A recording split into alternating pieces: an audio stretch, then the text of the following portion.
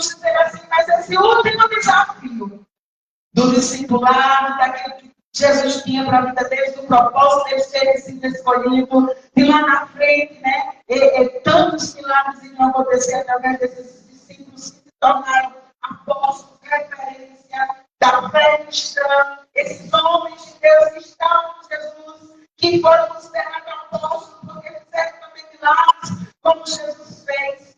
Mas era tipo o último teste. Jesus, vamos, venha deixar comigo, venha passar mais um tempo aqui em oração. E diz a Bíblia, se você voltar um pouquinho aí no seu texto, no mesmo capítulo 6, no verso 36, quando Jesus convida os seus discípulos para orar, o que é que Jesus encontra? Eles estavam dormindo. Eles não aguentaram, né? Mas os estudiosos que eles realmente estavam muito cansados.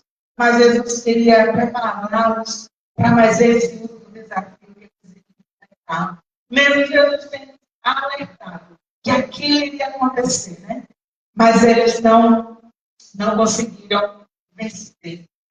Diz que nós, alguns desafios nas nossas vidas, nós só saberemos se iremos vencer quando a gente passa por ele.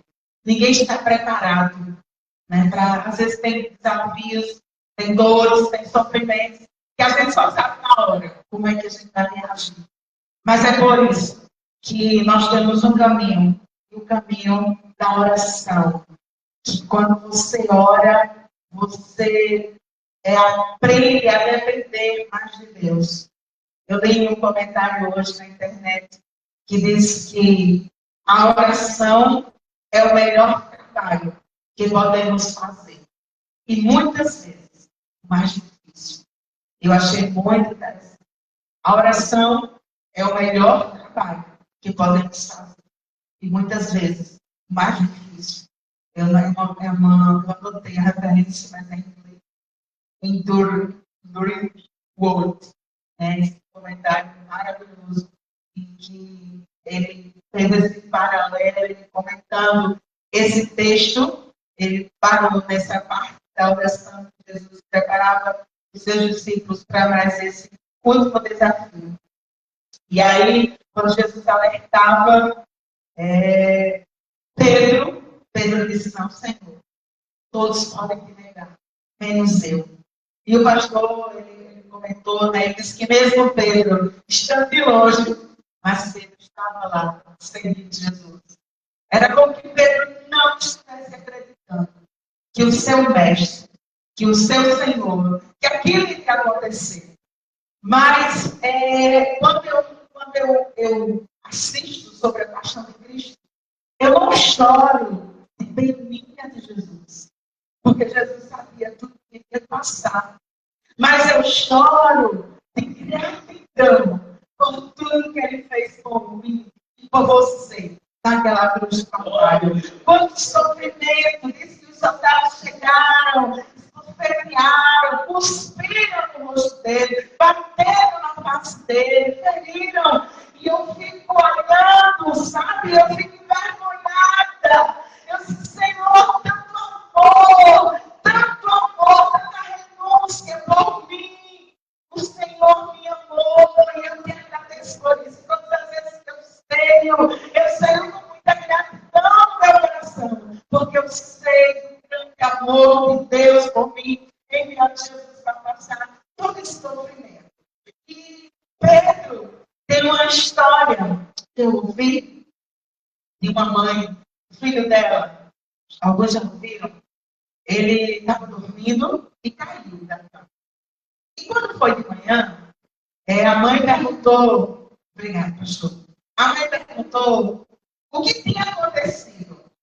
E o filho disse, bem, eu acho que eu fiquei muito perto do lugar por onde entrei.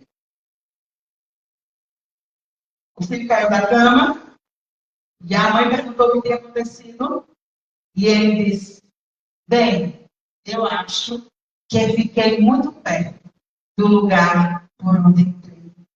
A autoconfiança de Pedro fez ele negar Jesus. Tem gente que disse até que foram mais vezes. Ele estava muito confiante que todos poderiam negar, todos poderiam deixar Jesus, mas ele não.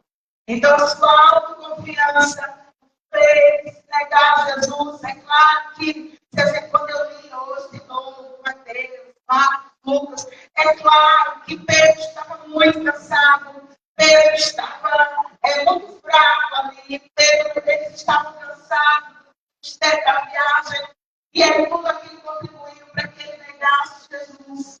E a gente fica, às vezes, lendo como fica chateado com Pedro, mas Pedro negou Jesus.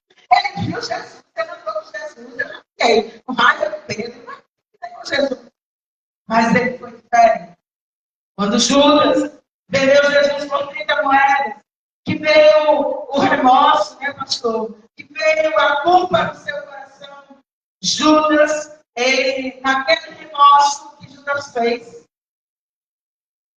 se jogou. Deu desespero, deu abaixo. Mas quando Pedro negou Jesus, que ele ouviu aquele som que Jesus disse para ele, que ele ouvia, Jesus disse para ele, olha, Pedro, antes que o galo cante, você vai me negar. E aí diz a Bíblia, aí os filmes que a gente vê, você pode até um vídeo aqui, quando Jesus passou, que olhou para ele. Na hora, ele se lembrou. E o que foi que Pedro fez? Chorou amargamente. Nós não somos nada diante do Senhor, mas o Senhor quer de nós. Nós busquemos mais. E é através da oração que nós vencemos as nossas fraquezas, que nós nos fortalecemos. E talvez será que esse Jesus queria ensinar para os seus discípulos a estarem ali mais um pouco em comunhão com Deus, para que eles vencessem. Irmãos, é tremendo demais. Jesus estava preparando Pedro para algo maior. Não era ele ali, olhando Jesus de longe, para ver o que ia acontecer, que ele ia se tornar uma pessoa maior e melhor. E foram muitos conflitos, muitos medos, talvez fosse nós, né? A gente também teria negado, feito até pior. Mas Pedro, ele ficou ali à distância, seguindo Jesus à distância, seguindo Jesus de longe. E diz uma frase, ficamos longe do Senhor, na proximidade. Ele estava ali, os discípulos foram todos embora, foram para algum lugar, ficar escondido, esperando de longe o que ia acontecer. Pedro foi e ficou olhando de longe. E se você ver os detalhes de João, diz que ele foi lá para a casa do sacerdote. Tinha um discípulo de Jesus, que a Bíblia não diz. João, ele conta esse detalhe. Lá em João 18, né? Referência é João 18. Ele disse que tinha um discípulo junto com Pedro, que tinha o costume de ir na casa do sumo sacerdote. E diz que ele entrou, e quando a serva, falou com a serva que estava na portaria, disse, olha, vai chegar outro aí, deixa ele entrar. Ele pediu, Pedro não. Pedro não era acostumado a ir para esses ambientes. E ele não tinha conhecimento, mas o outro discípulo, que a Bíblia não diz o nome, ele tinha costume, então ele falou com a menina que estava ali na porta, e ela, quando Pedro chegou, ela reconheceu e disse, tu és um deles. E ele praguejou, ele disse, eu não. Depois lá na frente, andou mais um pouco, passou mais alguns minutos, e outros servos, porque é muito frio, vocês não sabem que as noites em Israel é muito fria, e eles ficam na fogueira ali no pátio, e eles ficaram ali, de repente, outros servos disse, tu és. Tu falas, até o jeito de falar era característica. Não, eu não conheço este homem. E ele praguejou, e pela terceira vez, de novo, alguém falou com ele que ele negou novamente. E aí, quando ele ouviu o galo cantar, ele chorou ali amargamente, Jesus passou. A Bíblia não fala, né, dos detalhes, é claro, da hora, do tempo, mas quando Jesus passou, Jesus olhou para ele.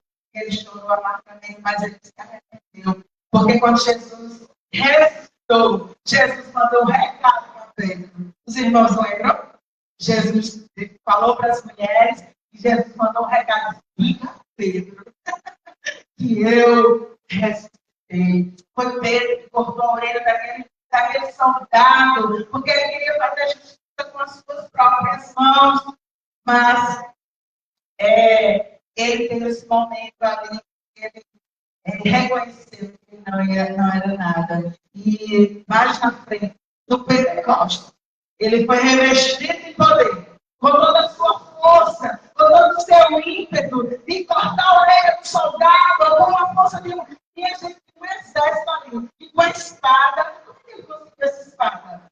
Era fácil, porque a pessoa tinha uma espada, e eles, como estavam com Jesus, todo mundo querendo ali, aqueles soldados, como Jesus, ele estava armado sim, e ele cortou a espada, mas ele não ia vencer aquele exército com aquela espada. E Jesus foi lá, consertou, botou a orelha do soldado, texto de João, e fala esses detalhes, e aí, mas lá na frente, sim, revestido de poder, ele ganhou mais de 3.000 almas para o Senhor, lá dos apóstolos, quando ele foi revestido de poder, com certeza, quando ele venceu, ele reconheceu que não era nada, venceu a sua autoconfiança, e ele parou de seguir Jesus de longe, ele estava ali vendo, esperando o que ia acontecer. Jesus já tinha feito tudo, mas ele parece que não estava acreditando.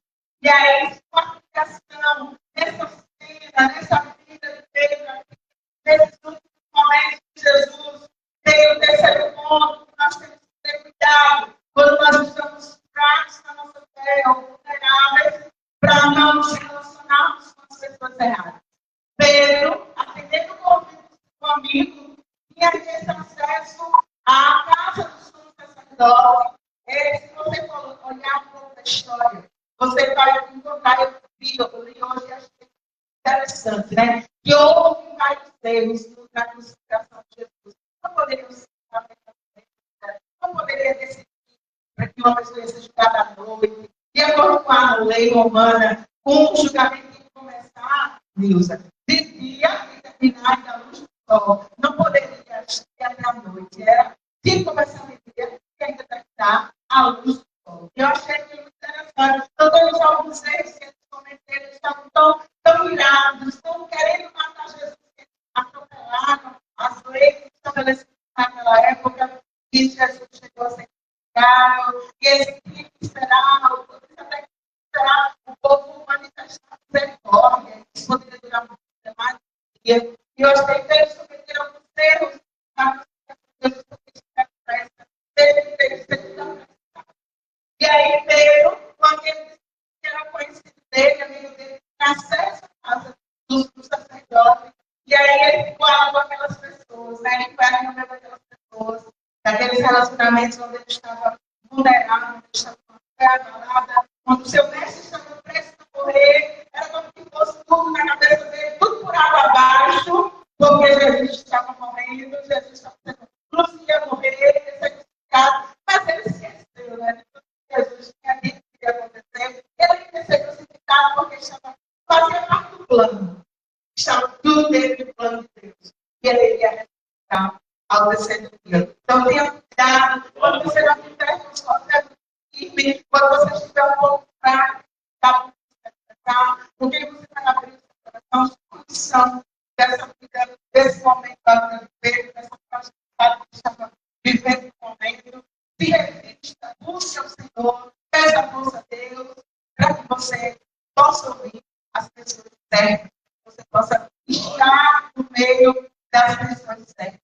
Seguir a Jesus com convicção, com a fé renovada.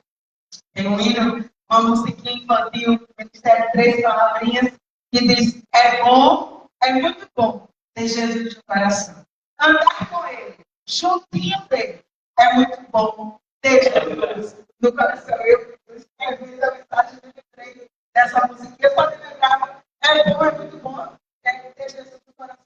Andar com ele, juntinho dele. Mas como é que eu vou estar juntinho de Jesus? É através do caminho da oração. Que você possa fazer uma análise agora no seu coração. De onde você está servindo Jesus? De onde você está servindo Jesus? e andar com ele, juntinho dele, é bom, tem Jesus no coração, parece que está de longe, pode acontecer. Ou você está mais ou menos. Como é que está o seu coração nesta noite? Gostaria de convidar a fé. Vamos orar, vai botar a mão no seu coração. Agora, você vai, eu estou juntinho do Senhor, mas eu quero estar mais juntinho do Senhor. Senhor, parece que eu não quero especial. Eu estou bem distante. Você vai analisar como é que está a sua fé, como é que estão as suas convicções,